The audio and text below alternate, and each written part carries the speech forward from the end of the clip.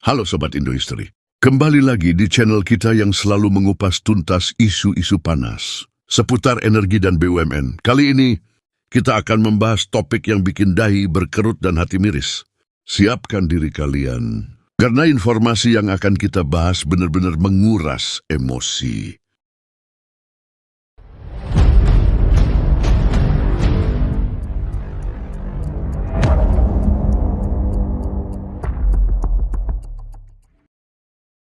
Bayangkan Sobat Energi, dalam dunia yang katanya penuh prestasi, ada petinggi Pertamina yang gajinya mencapai 1,8 miliar per bulan. Coba pikirkan, dengan angka segitu, siapa yang nggak merasa cukup? Tapi di balik gaji yang fantastis itu, ternyata ada sisi gelap yang nggak bisa diabaikan. Kerakusan memang tak kenal batas, dan dalam kasus ini, ambisi pribadi menenggelamkan rasa tanggung jawab. Baru-baru ini, Kejaksaan Agung menggebrak dengan menetapkan Riva Siahaan, Direktur Utama Pertamina Patraniaga, sebagai tersangka dalam kasus dugaan korupsi tata kelola, minyak mentah dan produk kilang. Nggak cuma dia, ternyata ada 8 tersangka lain yang ikut berkontribusi dalam skandal yang merugikan negara secara fantastis. Data yang beredar menyebutkan kerugian negara mencapai 193,7 triliun. Bayangkan, itu lebih besar dari anggaran belanja negara yang biasa kita dengar. Pertanyaannya, apa sebenarnya yang terjadi? Nah, mari kita ulas lebih dalam. Ternyata modus operandi mereka cukup licik. Jadi intinya adalah pengoplosan.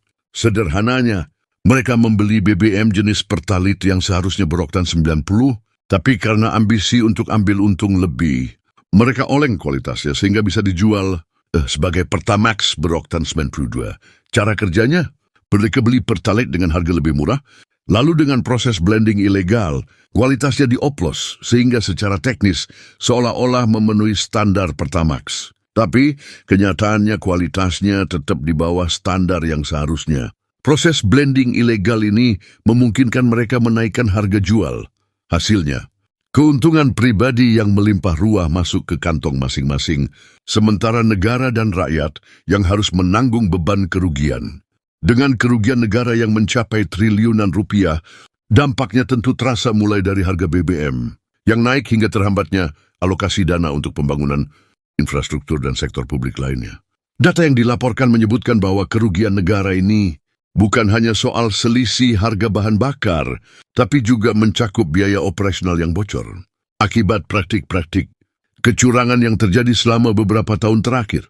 Bayangkan dalam hitungan tahun, praktik korupsi yang sistematis ini berhasil menyedot dana yang seharusnya digunakan untuk kemajuan bangsa. Tak hanya itu, kasus ini juga membuka tabir tentang bagaimana sistem pengawasan dan tata kelola di tubuh BUMN bisa dengan mudah ditembus oleh kepentingan pribadi. Meskipun gaji para petinggi fantastis, tampaknya etika dan integritas tak sebanding dengan besarnya kompensasi yang diterima. Ini membuat kita bertanya-tanya, apakah uang sebesar itu bisa mengimbangi godaan untuk menyimpang dari aturan? Dalam setiap proses investigasi, Kejaksaan Agung pun terus mengungkap detail demi detail yang mengaitkan para tersangka dengan praktik-praktik korupsi tersebut. Mereka tak hanya melakukan pengoplosan, tapi juga ada unsur markup dalam kontrak-kontrak. Pengadaan minyak mentah yang membuat negara rugi semakin dalam. Setiap detail dari transaksi-transaksi tersebut, meski tersembunyi di balik rapat-rapat tinggi dan dokumen rahasia, perlahan-lahan terkuak ke publik. Semua fakta dan data ini bukan hanya angka semata. Di balik setiap triliun yang hilang, ada deretan kebijakan yang gagal, pengawasan yang lemah, dan tentu saja kepercayaan publik yang hancur. Situasi ini memunculkan pertanyaan besar. Kapan reformasi nyata akan dilakukan agar kejadian seperti ini tidak terulang kembali? Prabowo Subianto pun tak tinggal diam. Dengan janji tegas untuk membersihkan para koruptor dari tubuh BUMN, ia berharap bisa mengembalikan kepercayaan publik dan memastikan bahwa tidak ada lagi ruang bagi praktik-praktik kecurangan semacam ini. Jadi, Sobat Energi, di balik gemerlap gaji dan fasilitas mewah yang diterima oleh para petinggi, tersimpan fakta pahit yang harus kita cermati.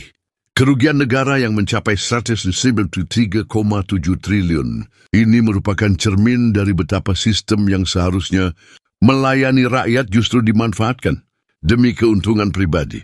Dan disinilah pentingnya peran pengawasan serta penegakan hukum yang konsisten. Semoga dengan pengungkapan kasus ini, ada perubahan yang membawa angin segar bagi tata kelola BUMN ke depan. Baik, Sobat Energi, sekarang kita masuk ke bagian yang nggak kalah mengejutkan. Penguraian soal gaji para petinggi Pertamina.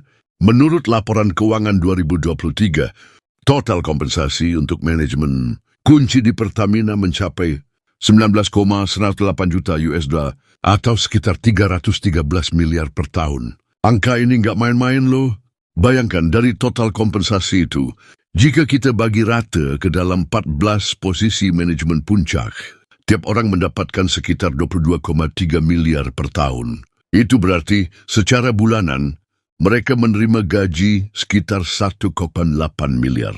Sungguh angka yang bikin kepala pening kalau dibandingkan dengan rata-rata gaji di Indonesia yang bahkan sebagian besar masih berkisar di kisaran jutaan rupiah per bulan. Ketika kita berpikir sejenak, 1,8 miliar per bulan itu bisa dibilang sebagai emas cair di era sekarang.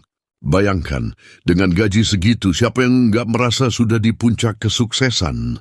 Namun ironisnya, di balik angka-angka gemilang itu, ada realita pahit yang harus kita hadapi. Masih saja ada praktik korupsi yang terjadi. Dengan penghasilan sebesar itu, seharusnya rasa tanggung jawab dan integritas sudah jadi prioritas utama. Tapi kenyataannya, uang yang seharusnya menjadi modal untuk pembangunan dan pelayanan publik malah diselewengkan demi keuntungan pribadi. Lihat saja perbandingannya. Di satu sisi, para petinggi ini menikmati fasilitas mewah, mulai dari mobil premium, rumah dinas yang megah, sampai bonus dan tunjangan yang terus bertambah. Di sisi lain, sebagian besar masyarakat masih harus bergulat dengan gaji yang pas-pasan, bahkan untuk kebutuhan sehari-hari saja. Ketimpangan yang ekstrim ini nggak hanya soal perbedaan angka, tapi juga soal kepercayaan dan keadilan. Setiap rupiah yang hilang dari kas negara, berarti ada peluang pembangunan yang terbuang, seperti pembangunan infrastruktur, peningkatan kualitas pendidikan, dan pelayanan kesehatan yang lebih baik bagi rakyat. Data keuangan ini juga menunjukkan bagaimana sistem penghargaan dan insentif di dalam BUMN, seperti Pertamina, justru memberi ruang bagi perilaku yang tidak etis. Bayangkan, di balik gaji bulanan yang fantastis itu, ternyata terdapat celah untuk praktik korupsi yang berakibat kerugian negara mencapai triliunan rupiah. Dengan kompensasi yang setinggi itu, seharusnya para eksekutif sudah merasa cukup dan fokus pada tugas serta tanggung jawab mereka untuk mendorong kemajuan perusahaan dan negara. Namun, yang terjadi malah sebaliknya. Uang yang seharusnya menjadi pendorong untuk kinerja yang lebih baik justru menjadi sumber godaan untuk melakukan penyimpangan yang merugikan bersama. Lebih dari itu, sistem penggajian ini juga menyoroti betapa lemah dan rentannya mekanisme pengawasan internal. Dengan total kompensasi mencapai 313 miliar per tahun, jelas bahwa ada potensi untuk mismanagement yang tinggi. Dan sayangnya, data ini bukan hanya angka di atas kertas. Ini adalah cermin dari betapa dalamnya korupsi yang merongrong kepercayaan publik. Setiap bulan, ketika kita mendengar bahwa para petinggi mendapat gaji 1,8 miliar, kita harus bertanya, apakah uang sebesar itu tidak cukup untuk menjalankan amanah yang diemban tanpa harus mengambil jalan pintas yang merugikan negara? Nggak heran kan kalau masyarakat geram. Gaji selangit, fasilitas mewah, tapi masih saja ada praktik korupsi. Ini bukan cuma soal uang negara yang hilang, tapi juga soal kepercayaan publik yang dikhianati.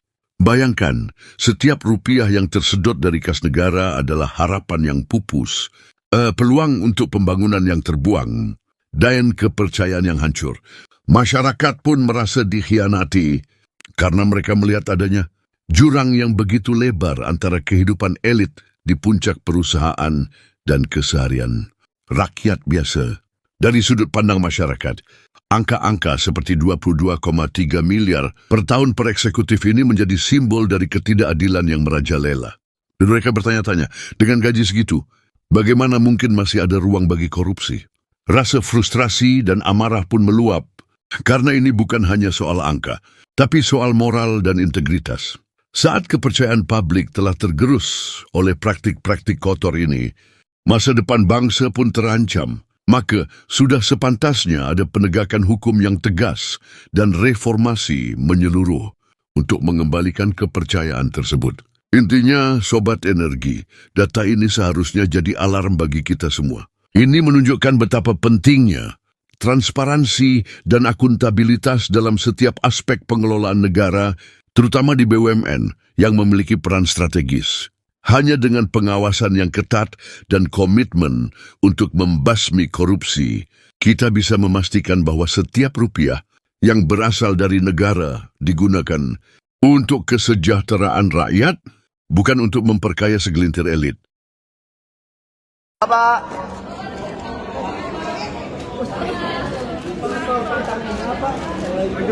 Kamera Bang. Oke, silakan. Lagi diurus kamera.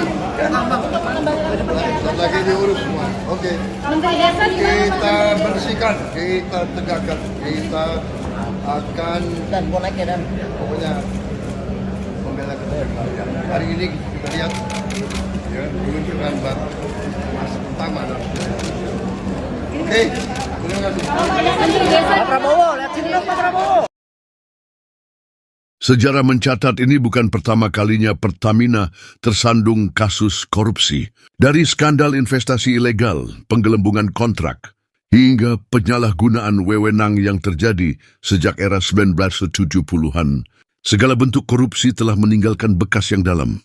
Dari masa Ibnu Sutowo yang pernah memimpin Pertamina dengan berbagai kontroversi, hingga skandal-skandal yang terus muncul belakangan ini, setiap kasus merupakan cermin dari sistem yang perlu direformasi. Pertanyaannya, kapan akhirnya semua ini akan berakhir? Apakah janji tegas Prabowo untuk membersihkan koruptor akan berubah menjadi aksi nyata? Atau justru menjadi slogan kosong yang menghibur masa sesaat? Di tengah sorotan publik dan tuntutan untuk perubahan, kita harus melihat ke depan. Reformasi sistemik adalah keharusan. Hanya dengan menata ulang mekanisme pengawasan, menghapus budaya impunitas, dan memastikan bahwa hukum ditegakkan tanpa pandang bulu, kita bisa berharap agar sejarah kelam korupsi di BUMN tidak terulang kembali. Jadi, Sobat Energi, di balik semangat rally yang menggema dan janji-janji politik yang menggugah, tersimpan harapan besar bagi masa depan. Harapan bahwa keadilan akan ditegakkan dan sistem akan diperbaiki untuk melindungi kepentingan rakyat. Kita pun harus terus mengawasi, menuntut transparansi, dan memastikan bahwa setiap janji politik diikuti dengan aksi nyata. Karena pada akhirnya, rakyat adalah pemegang kunci dari masa depan bangsa. Sobat Energi, sebagai masyarakat, kita punya peran penting dalam mengawasi dan mengawal penegakan hukum. Jangan biarkan para koruptor merajalela dan merugikan kita semua. Mari suarakan pendapat kita, dukung transparansi, dan awasi bersama. Jika kalian peduli dengan isu seperti ini, jangan lupa untuk like video ini, subscribe channel kita, dan nyalakan lonceng notifikasi agar nggak ketinggalan update terbaru seputar energi dan BUMN. Bersama, kita bisa membuat perubahan.